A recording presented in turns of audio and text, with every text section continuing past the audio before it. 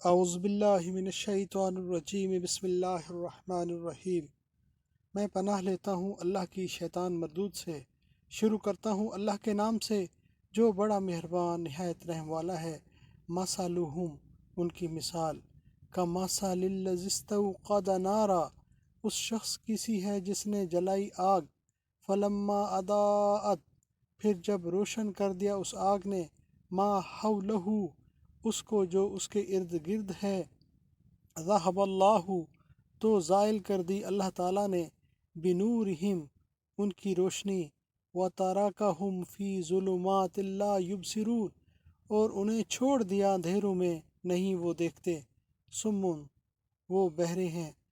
بکمن، گونگے ہیں، امیون، اندھے ہیں، فہم لا یرجعون، لہٰذا وہ نہیں لوٹیں گے سیدھے راستے کی طرف، او کصیبم، یا ان کی مثال زوردار بارش کی سی ہے، من السماء، جو آسمان سے آتی ہے،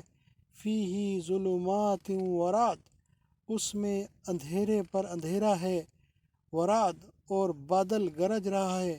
وبرق، اور بجلی کوند رہی ہے، یجعلون اصابعہم،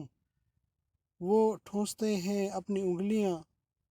فی آذانہم، اپنے کانوں میں، من الصواعق، کڑک کے، حذر الموت، موت کے ڈر سے، واللہ، اور اللہ تعالی، محیط بالکافرین، گھیرنے والا ہے کافروں کو، یکاد البرق، قریب ہے کہ بجلی، یخطف ابصارہم، اچک لے ان کی آنکھوں کی بصارت کو، کلما اضاء لہم، جب بھی چمکتی ہے ان پر، مشوا فیہ، تو وہ چلنے لگتے ہیں اس کی روشنی میں، وَإِذَا أَظْلَمَ، اور جب اندھیرا چھا جاتا ہے، علیہم، ان پر، قاموا، تو وہ کھڑے ہو جاتے ہیں، وَلَوْ شَاءَ اللَّهُ، اور اگر چاہے اللہ تعالی،